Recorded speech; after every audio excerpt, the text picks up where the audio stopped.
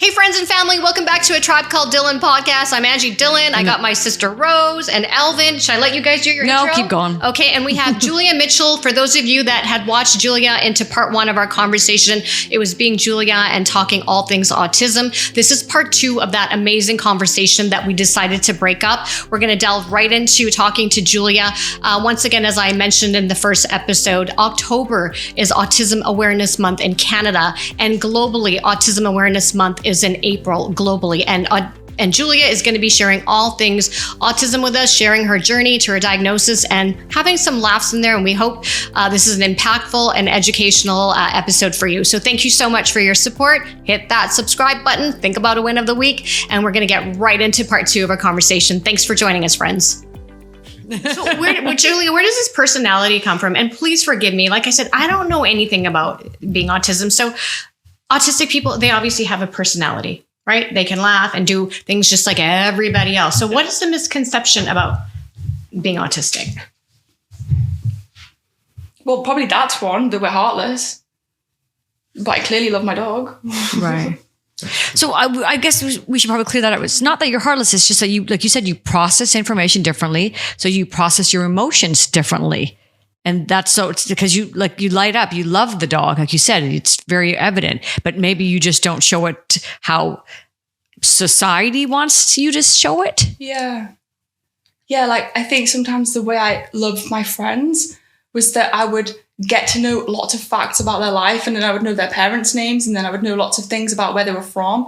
And so sometimes I worry that maybe people didn't think that I loved them, but I knew a lot about them. That's love when you know a lot about someone else. Yeah. Absolutely. Yeah. Yeah. Yeah, you want to get to know them. Yeah. I do really like to get to know people. I'm an extrovert.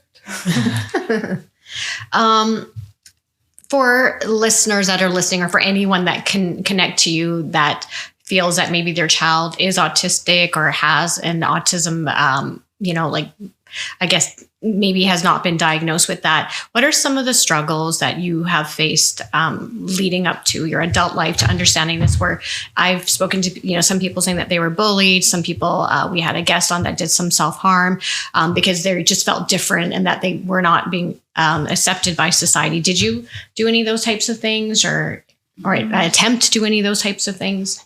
Well, so yes, anxiety and depression. I do pick a lot at things. I did self-harm a little bit. I did have an eating disorder for quite a while. I was bulimic for on and off, but then quite a lot on.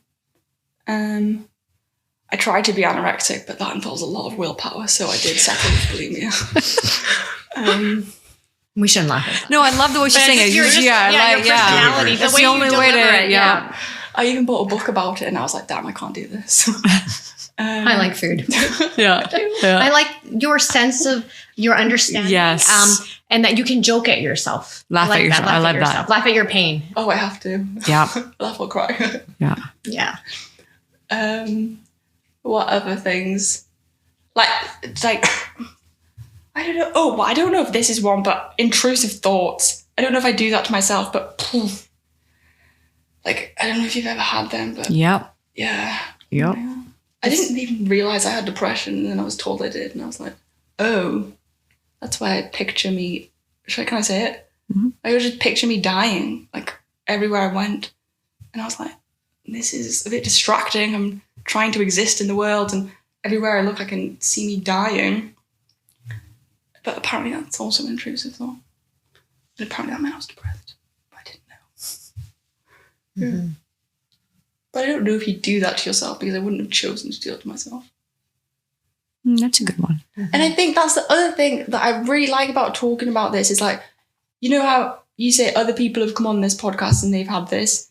It's like the thing about humans is so odd. Like all of our journeys are different, but the things we do are the same. So we complain to each other about these things and we don't like each other, but there are so many reasons for us to get along because there are so many things we can connect over that it just seems sometimes like people don't want to connect because, like you just said there, like so many other people have gone through that. Sometimes humans really frustrate me.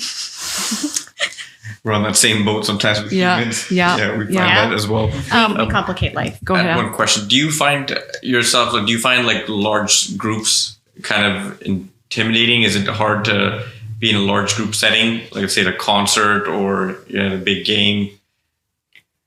Yeah, I don't do well at those. I have done them. I did go to a festival once. Probably wasn't my thing, even though I like camping and I like music. Maybe it would be if I tried again a few times. I do find, but also I don't really like sports, and I like small concerts. I'm going to see Hazlat, I think his name is. I don't even know what you call the artist. And that's a small venue, I think. One time I took my mum to go see Take That for her birthday. And then I realised that Robbie Williams wasn't going to be there. And she told me growing up that she was in love with Robbie Williams. And I realised as I was stood in there that he wasn't going to be there. And now I think it was that change that probably made this happen. But then I got really ill. I felt dizzy. I sat in St. John's ambulance. She had to watch the concert by her own. My dad picked me up and I vomited out the window. So I don't know if it was the change, the lights and the sounds, or all of it combined, but yes. Interesting. When you know you're going to, let's say, like that concert event, do you mentally prepare anything, or do you get into a zone? Is there anything that helps you so that you can thrive in those types of situations? I think I just have to really like the person I'm listening to. Mm-hmm. But, I mean, wearing headphones to dim the sounds. And if there's space to dance, I love dancing. Like, I can listen to loud music and dance fine. I really do. I used to like going nightclubbing a lot. But concerts, I don't get why people stand still and listen to singers. It just feels like if it's loud, then my body has to move. You're feeling the beat. Right? Feeling the beat. What kind of music do you like? I like a lot of kind of music. Mm-hmm. Name some. Yeah. What's your favorite song right now? What are you vibing to right now? Blame the Moon. And I'm going to say Hazlat, and his name is probably not that. Okay. But I follow him on Instagram and I do really like that song. Okay. Okay. Anything else? Are you a Taylor Swift fan? I'm indifferent. Well, I do know a lot of the lyrics to her songs, but I don't have it on that much. What's your favorite song for like when you feel like you need some motivation or you need something to like lift you up and you're having a funk and you like this? I know this track will get me going. I do really like Smash Mouth. Somebody once. Oh yeah. My favorite line from that is "Only shooting stars break the mold." I really like that line. Mm-hmm. Yeah. Now, you spoke a little bit about sensory wearing headphones. So something that when I was reading up here about autism, so the senses for you, like the processing sensory issues are a concern. And out of the 5 senses, we have sight, hearing, taste, smell, and touch. So for individuals with autism spectrum disorder, or also known ASD, sensory processing are very different. Which ones affect you and why? Well, I remember growing up, it was, well, I guess everything. But growing up, it was smell, and then I broke my nose, and then now I don't smell very much. So I think that's probably a good thing. But, well, maybe it's all of them in different ways. Maybe, see, this is where it gets confusing, right? So if I was in like a busy place, then it's like certain types of lights. At school, it would always be certain types of lights. Those fluorescent ones, supermarket lighting. I'm like, why do we have that kind of lighting? Oh, yeah. So lights, I really like to have things dark. My sister knows if you live with me, I always like to have like candles and low lighting. I have all the lights on. Sounds, yes. Especially very distracting, annoying sounds like my fridge. That really bothers me. But there's nothing you can do about those ones, apparently. But they really should start looking into that because it's irritating. And What are the other senses? Oh, touch? Yes. Well, yes, I do really like wearing leggings and t-shirts. I don't like blouses. They're very itchy. And at school, I didn't like wearing the school shirts because they were very uncomfortable too. And I would always get told off for wearing this. It was like not flannel, but like, the ones you play sport in? I always used to wear those ones. I'm always getting into trouble, even though they looked identical, but they were just a different fabric. Yeah. So I guess maybe all of them are a bit different. Okay. Autism people, there's obviously misconception. We don't know what, someone's autistic. I read something about spectrum, a range. Can you explain that a little bit? Like, where do you rank on the spectrum? Oh, I'd love to talk about that. Okay, please educate, because I don't know, but I just read that and I wanted you to explain that to us.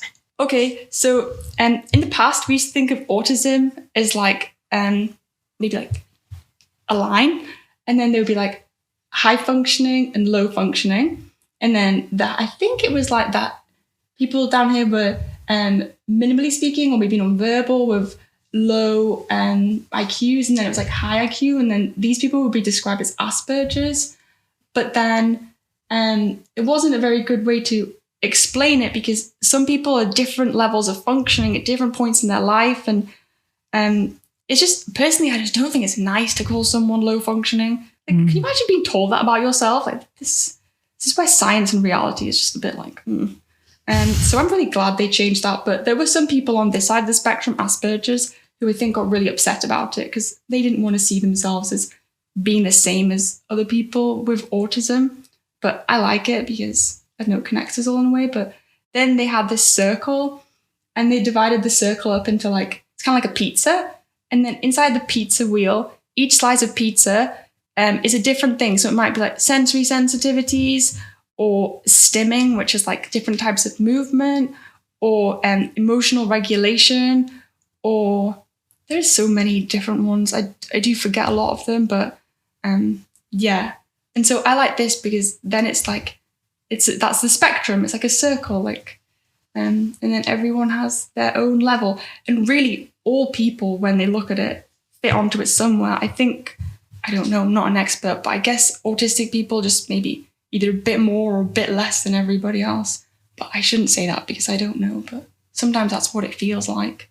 Do you put yourself into that category on the spectrum? Like, do you put yourself in, like, I'm in this category or not? Yeah, I think in the old version, it would be easier for me to explain where I would be because I would be at the higher functioning end. But with the circle, it's kind of hard to me to explain where I am because I don't know how to do that. Okay. But I like your explanation of the pizza. That was very helpful for someone like me to understand. Thank you.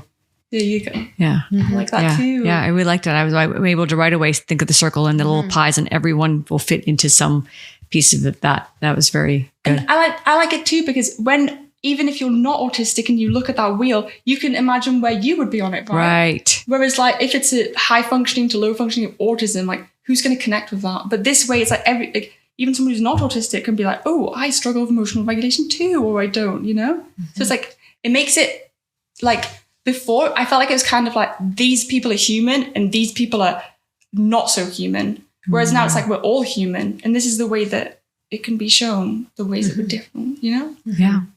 So for yourself, you're obviously on the higher end. And like you said, I want to say high functioning because you drive, you work, you live alone, right? All of these things.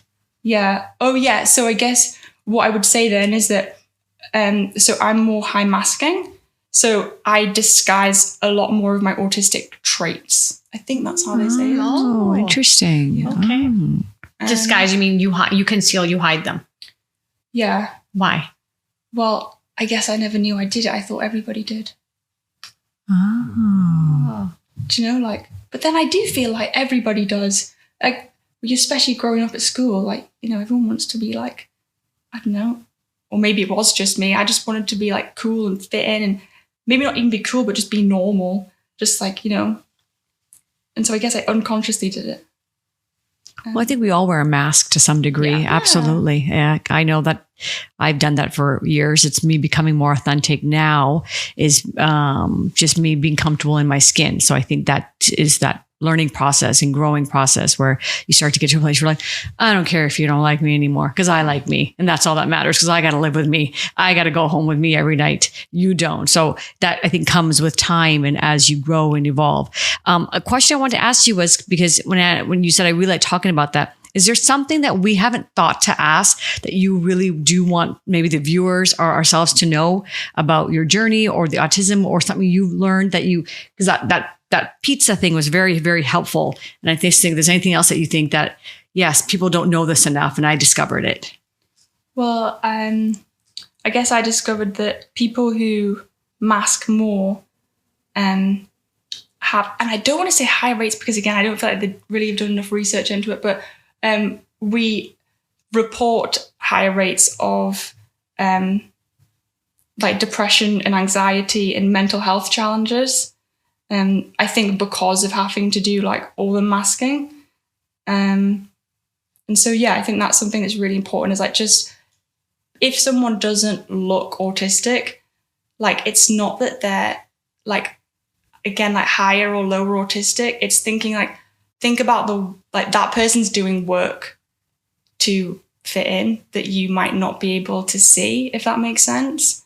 And so that's why I think it's so important to like listen to people when they're like telling if someone's got something going on, like what they're going through, because yeah, like when I was going home and I was like stimming a lot, like it wasn't something I was doing in front of other people and I was driving the car and I was like humming a lot, like over and over and I was repeating words over and over again.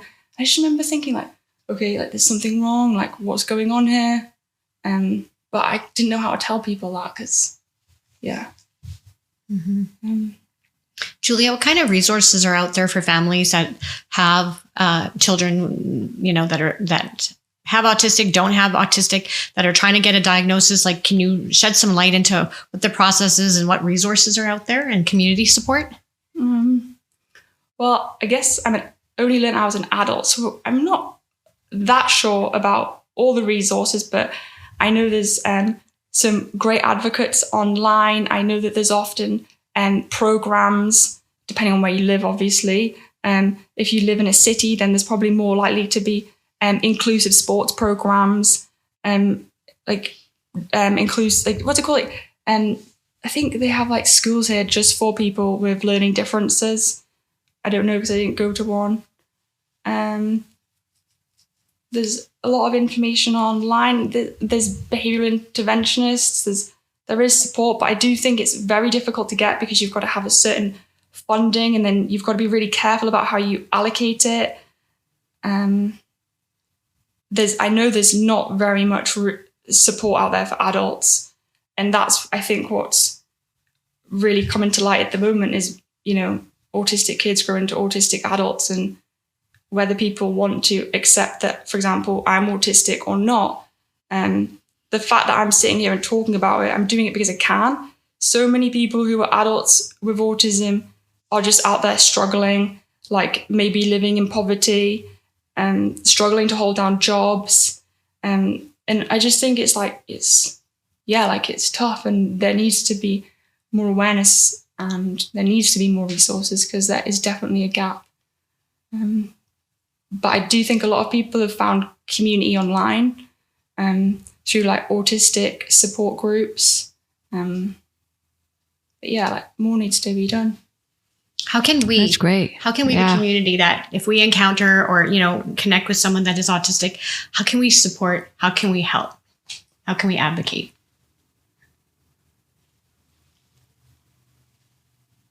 That's a really good question.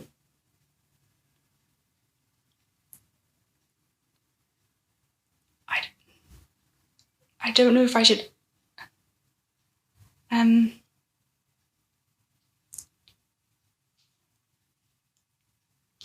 Okay, there's lots of ways.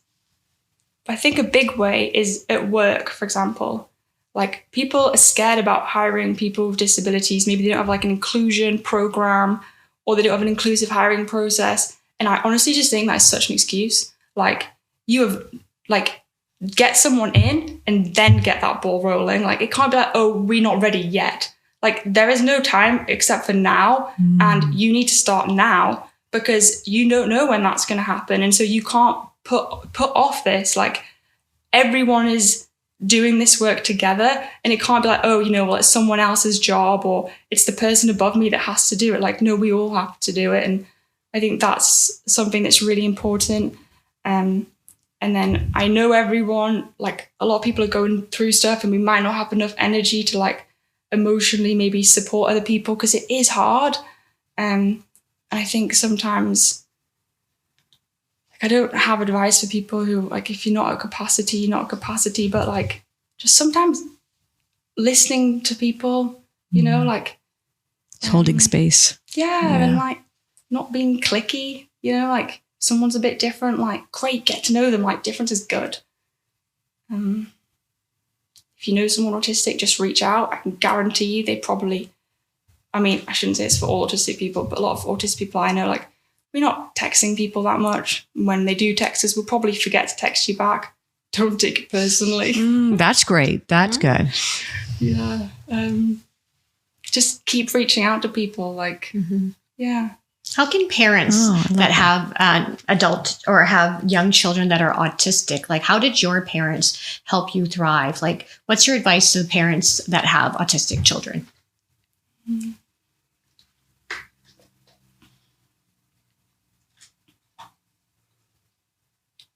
The thing that my mum did that really helped and was she just listened. She just listened and observed. She didn't judge me.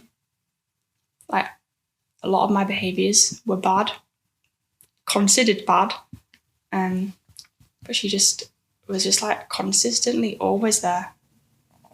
When I couldn't go into school, or I didn't go into school,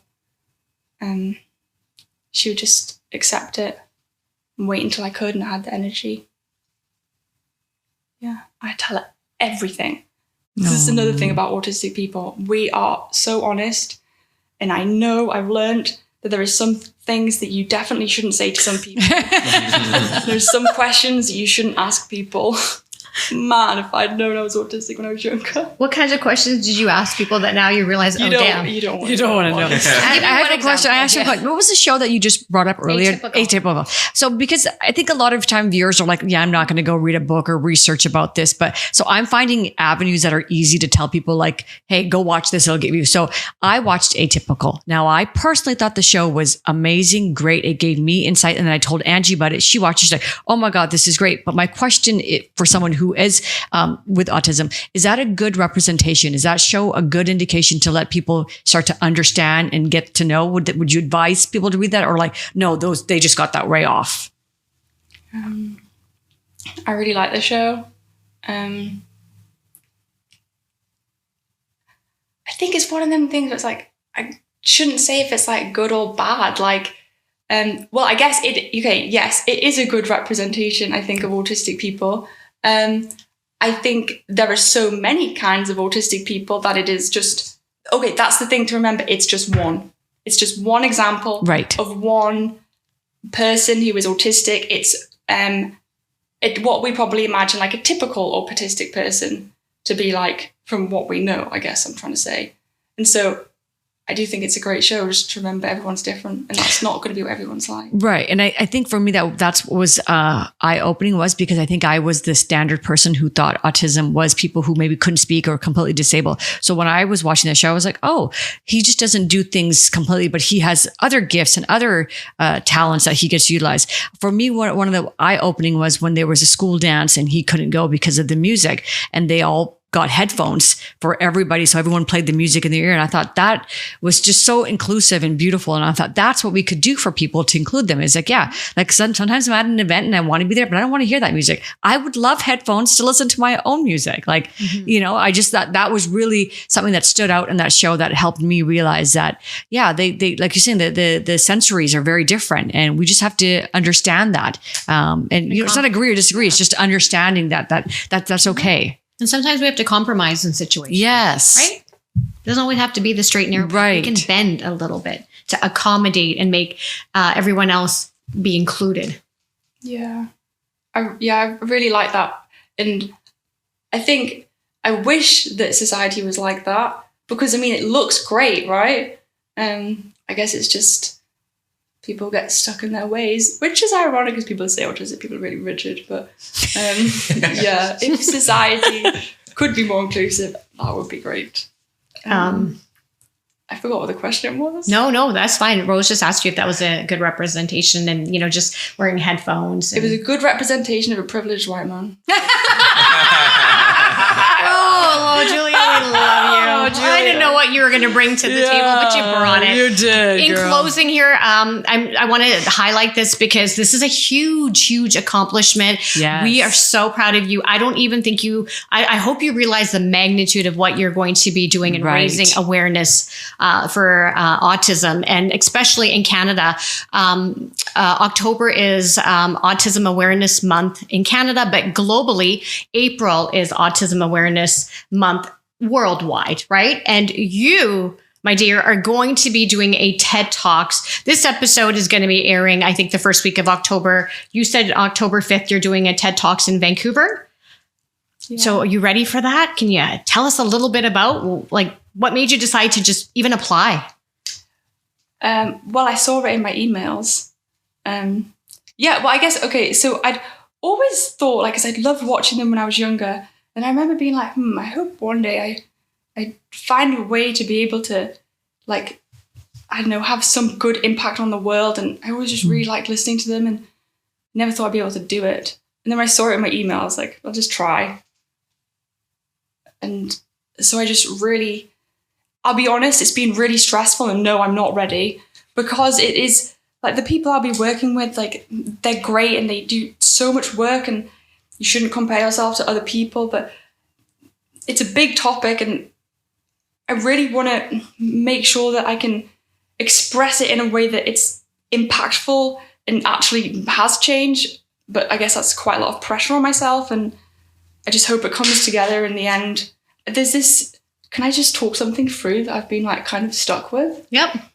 So, and it's not really making sense to me yet, but maybe it will one day, is that the thing I'm not saying in it because I don't know how to say it, but I want people to understand that obviously we mask, right, as autistic people, and we hide things about us. And I don't think all masking is bad, because everyone should try to, practice emotionally regulating and stuff, but it's the degree to which we do it that's maybe, it's the degree that we have to do it sometimes that's more difficult. And I wish that there was a way that I could say that when I unmask and I am my autistic self, the things that I read about autism, I think are not true, because my family friend Ruth, she said, when someone points the finger at you, there is 3 fingers pointing back at them.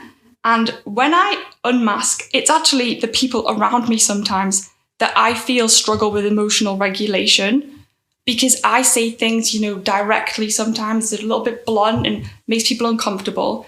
And so I mask my autism and try to hide all my traits because I don't want other people to be uncomfortable. But actually, I wish that other people were able to suppress their uncomfortableness sometimes so that I could come a bit more out my shell, because, and I say me, I mean other autistic people. I'm allowed to do it probably a lot more than most. And so I just think if people, when they heard people being direct, or they thought something was rude and judgmental, or they just sometimes were able to just keep that a little bit more inside, to make space for people who probably had no idea that what they said was maybe meant, or it wasn't intended, And with the sensory sensitivities, if someone needs to dim the light a bit down, and everyone else is complaining about it, then I think it's not that we are sensory sensitive. Maybe other people are sensory desensitized. Who wants to go into a room full of bright, uncomfortable lights? It's just ridiculous. I think sometimes people just think it's easier to point the finger at autistic people and be like, oh, they're different. But actually, in a lot of ways, we have so many truths, and it's true. No one is sitting, well, maybe people are sitting in the supermarket being like, oh, this is so calm. But like in a time of day when everyone's so stressed, why aren't we, changing our environments to make them more comfortable for people? Like, why aren't we rethinking the way we shape our worlds, not just for autistic people, but for everybody? It just, again, I think there's just so many things that people say about autistic people, but when we actually think about it, everyone else also has a lot of those things, There's the quarter of your speech or your Well TED Talk. said. Well said. Well said. Very well said. Yes. Okay, we're at time now. Yes. But I'm going to tell you something. Man, I thought every day I learn things. This is why we started the podcast, to learn out loud. But man, did you teach me something today. A lot. And I think we're all going to go back and have a better understanding of what it is to live with autism, to understand a person who is autistic. So I just want to say thank you for your bravery, for your courage, for driving this far all the way from North Vancouver. When I asked you, would you prefer to do a remote interview or in studio? And you said, heck, I want to come and I want the in studio experience. And I'm glad you did. Yeah. I'm glad you did, because there's something electric when you're in studio versus remote. But I am going to ask you, after you do your TED Talks, I want to do a follow-up with you, and we can do it remote. You can come back and share your story, but I want you back again, and I want you to share some more about what it means to live with autism. And so we can continue this dialogue. I don't want it to be one and done. I want it to be on our channel and on our podcast. We constantly talk about it because that's how change happens. Fair enough? I could also connect you with loads of other autistic people too. Oh, Are they all like you though? I actually don't know. Okay. We're all so different. You're a little firecracker. also different. Can I say another thing? Yes. Is that I think some people, if they have an autistic kid or whatever, like they maybe feel ashamed or they don't want to reach out for help. And if you're autistic, some people feel ashamed about the way they are, or they're confused. But I read Brené Brown, and she says that shame, I think she says something like shame is an action emotion, or like it's if you lean into that thing and then you talk about it and like you reach out, there's other people out there that are going through. And if you have an autistic kid, like don't be ashamed or embarrassed by them. I know that people sometimes are, but like those people are bad people. When I shouldn't say bad people, that's a judgment. Like those people, like ignorant, maybe. Yeah. And they don't want to learn. Yeah. And it's okay. Talk about, it's okay. Yeah. Like it's unfortunate, but it's okay. We don't have, and focus on the changes that we can make into the people that are receptive to. Yeah. Because the autistic community is just so, it's really colorful and nice. And when people connect with that, this is actually a good place. Well, when I think of your personality, if I was to sum it up in one thing, that's exactly the word that would come to my mind is you're colorful. You're very colorful. Oh, yeah. Very vibrant. Very vibrant. I love your honesty and bluntness, because I'm the same way. I always say if you can't say it to the person's face, then don't say it behind their back. Yeah, I do really like that. Yeah. And that's another thing. Autistic people's opinions are sometimes quieted, and it shouldn't be. High five to that. Yeah. High five to that. Well, we are going to be closing. And so, Julia Mitchell, we're going to drop your IG account because I know you're on social media and you share some awesome stories and delve into explaining what autism is like and your everyday lifestyle of what you go through and what you feel. So we're going to drop all of your information. We're super pumped about your TED Talks and we wish you nothing but success, my friend.